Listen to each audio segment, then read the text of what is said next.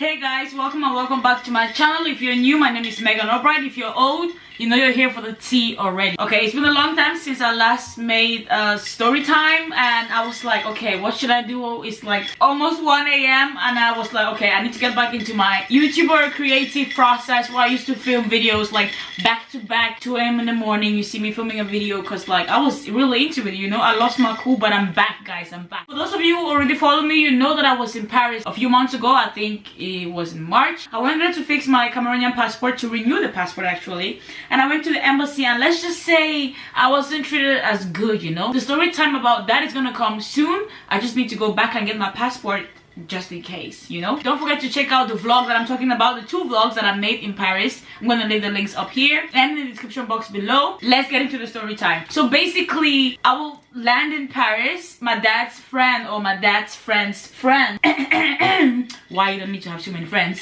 My dad's friend's friend decided he could pick me up. I think he's a taxi driver, you know, and he did pick me up and he took me to Chateau Rouge.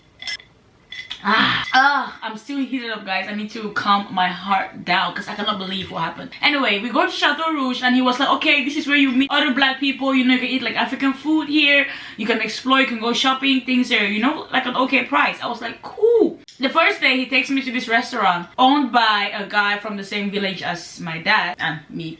Basically, they had like exactly what I wanted, you know. I wanted like arrow, I wanted roasted fish. I'm going to show you guys the pictures here that I took at the restaurant I was eating. Everything I wanted I got from there, you know. This is the first day I'm there. The owner comes in, my dad's friend's friend, let's just call him Dre. So Dre is talking to the owner of the restaurant, let's call him Paper. So Dre is talking to Paper and he was like, yeah, this is my friend's daughter who came in to fix her passport, you know, living in Norway, this and that. He was like, living in Norway, yeah. You know these uncles now that are trying to slide in or like make you find them a wife, So he's like, yeah, how is Norway? Things are good, you know, blah blah. He was like, yeah, aren't you gonna find me a wife? And first of all, I was like, why can't you find a wife in Paris? Second of all, why are you asking me to find you a wife? Who am I to you? Do you barely know me? What if I have like bad taste in women? You never know. Because I've never been searching for a woman, you never know. But anyway, so I was like, why don't you find a wife in Paris? He was like, no, he wants a wife from Norway who is a Cameroonian. I was like, first of all, just because I am a Cameroonian living in Norway doesn't mean I know all Cameroonians living in Norway, you know. I'm gonna say I did, maybe I did go to like a few gatherings a few times, like 4 years ago when I lived with my mom. I don't know anyone except for the people that I know, which is like 1 person or 2. So I was like, yeah, I'll find a wife for you. So what's the age group, like what age are you looking for, you know? I don't know your age, I don't know how old you are. You have to give me something to look for. This ice is just like, I feel like it's making like the intense music. So he was like, your age. I was like, excuse me? I'm like, I'm too young for you. He was like, too young? Then he starts laughing. He's like, what do you mean too young? I'm like, aren't you like twice my age at least? And he goes, listen, let me tell you something, dear. When they say dear, you know it's never a good thing they want to tell you. Let me tell you something, dear. When it comes to marriage, age does not matter. Marriage is just for 2 things. This is the part that pissed me off. He goes, marriage is just for 2 things. 1, for sex. 2, for your wife to cook for you. I was like, uncle, why can you say that? He was like, no, but it's the truth. Like, why do you think people get married? For sex, because you can have sex wherever you want, whenever you want, you know. Then he started explaining to me like this couple that came into his restaurant one time, and the lady and the dude basically went into the bathroom and was doing a thing, you know. And like, I've been to the restaurant, it's not like a big bathroom, it's like a little, like, we could hear you basically, but right there, you know. He was like, yeah, they didn't hear, you know, like, just, you can do it, whatever. And then he goes like, yeah, you need a wife who can cook for you, you know, when you come home, you can get you whenever you want. Where I was like, this is why you're single. This is why you're single. And I can't believe that there are actually men out there who, like, think this way. And, like, I feel like the part that hurt me the most was just like, I expect more from you black brothers. Like, what are you doing? What are you doing walking around the streets thinking that women are made for 2 things, sex and cooking? I was shocked. I was like, this man could be my dad and he's spewing this ignorant bullshit And I just sat there like, wow, I need to rethink coming here. But you know, this was the first African restaurant that I went to, you know, and I was like, okay, fine. The next day, this was the first day, I was like, okay, the next day, let me just go and get something to eat. I've been at the embassy all day, I'm tired, you know, the whole bullshit. Sorry guys, I'm bloated, you know, I've been eating chocolate all day. It's not working for me. But anyway, the next time I went there, the second day, I'm sitting there eating, and my dad's friend's friend texted me. He was like, okay, so where are you? I was like, oh, I'm just here at the restaurant eating, you know. He was like, okay, fine, I'm gonna pull up to eat because he's gonna eat, blah blah. I'm like, okay. Like, I don't think much from situations like this, because I'm just like, bruh, just say things as it is. Don't make it complicated for anybody. Like, don't try to sugarcoat anything. Don't try to make it seem like what it isn't, you know. So he came there, we're eating together, and I was telling him like, listen, this is why I've never been with an African man. This is why I don't even see myself with one, not to judge all my beautiful black brothers out there, but I'm just saying that the few that I've met have made like a bad impression on all of you guys. So you guys should check your brothers, yeah? When your brother is doing something that you know is fishy, is cappy, you know, put him in his place. I'm telling him like, oh yeah, you know, this uncle said this to me, he talked about women like this, you know, and like I've seen a lot of African men who like have wives and kids and they cheat, and I'm like, yes, I've seen that the women stay for the kids and the women stay because like, bro, you're poor. Like, the last thing you're thinking about is a divorce. You barely have money to get a divorce, and even if you get a divorce, like, what are you gonna do with your life after? You know, in most like African household, especially those who are poor, the man is basically like the provider. So like, if you leave the provider, who's gonna provide for you? So I get why people stay, but I feel like the young generation, like our generation, is our time to change this, or at least, you know, make it better.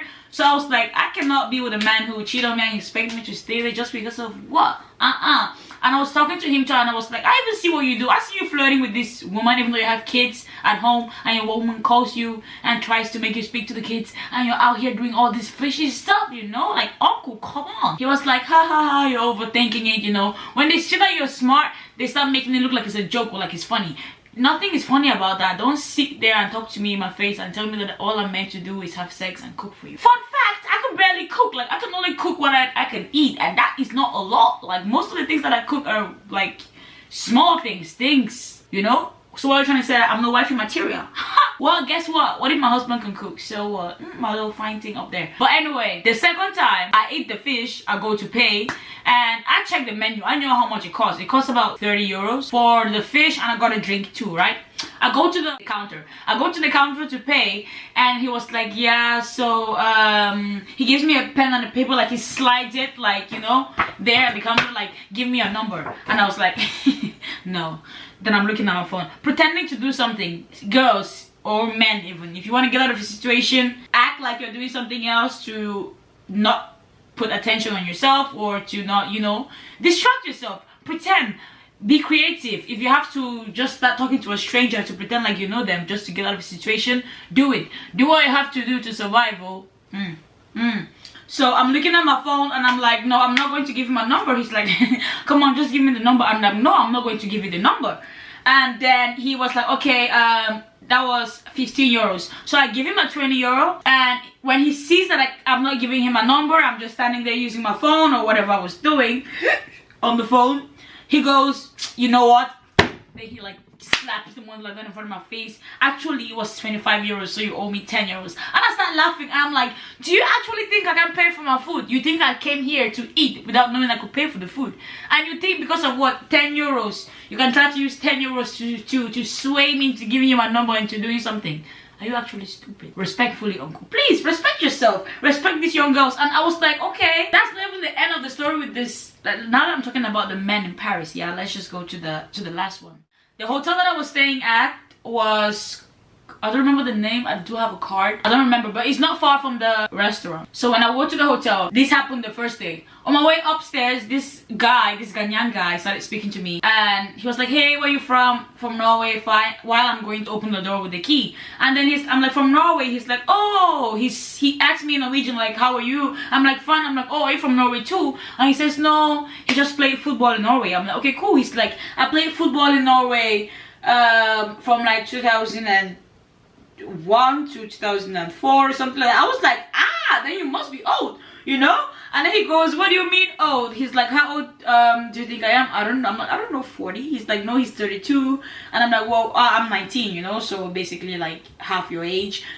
And he was like, yeah, okay, but you know, maybe we could go out for like lunch or something. I'm like, I just got here, so like I'm just trying to go in, pack my things, relax, find out what I'm going to be doing in Paris. And I was like, okay, fine, give me your number. Have you ever felt like stressed or to the point where you're like, okay, just give the number just to be like, okay, get the hell away from my face, you know? Like, I just got here, I want to chill, I want to relax, I want to watch TV, I want to dream about all these French boys that I'm supposed to be here seeing. I don't want to be here talking to a man who's twice my age, who's asking me for my number by my door at the hotel. It's just so sketchy, you know? I give him the number, I go inside, he sends me a message. So, would you like to have lunch with me? He didn't even spell it lunch, he spelled it as in lunch. Are you launching someone? Are you trying to launch me, uncle?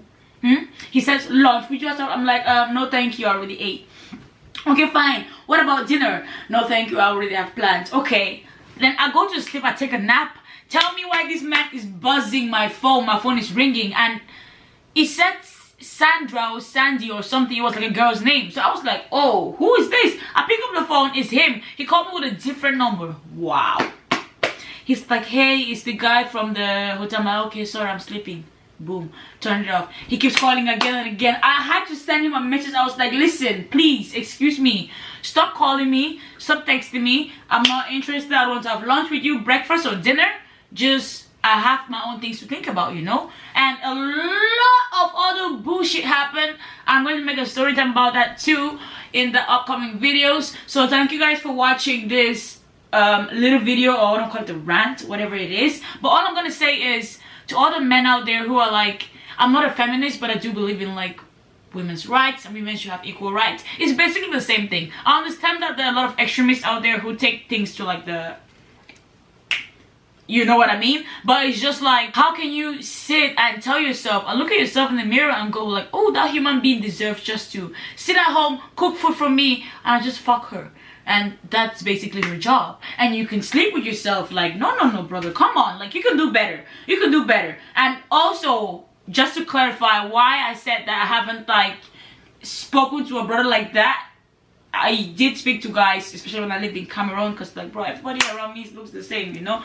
It wasn't really like options in that way. But it's like, another example before I end this video. I'm on Tinder, right? I'm trying to like, you know, mingle, schmingle, meet people, get to talk to people, be out there, have a social life, I guess, or whatever. Sometimes I'm just bored and I want to see who is online. Tell me why this black African brother sent me a message and goes, translate from Norwegian to English. I've never, excuse my language, YouTube, I've never fucked a black girl. Would you like to be the first? Oh no, actually when it says black girl, it was more like a blackie, you know, if you translate it correctly from like Norwegian to English. And I looked at it, I was like, bro, are you stupid? How can you send that kind of message to someone, first of all? Like, didn't your mom teach you? I was like, if I knew your mom, I would send her a message, yeah? Tell her like, listen, auntie, your son, he needs prayers, he needs help, he needs healing. Send him back to Africa. Maybe not Africa, because it might even get worse. If he goes there, then I don't know where he's from, but send him to a place far away so he can learn, yeah? So he can be better, because I don't think that's how you taught him as a child. I don't think you brought him up to treat a man like that. Yeah? Thanks guys for watching this video. Don't forget to like, comment, and subscribe. Follow me on Instagram at imeganalbright and TikTok. I've been on TikTok lately, you know, shaking these and titties. Hey. And I'll see you guys in the next video. Bye.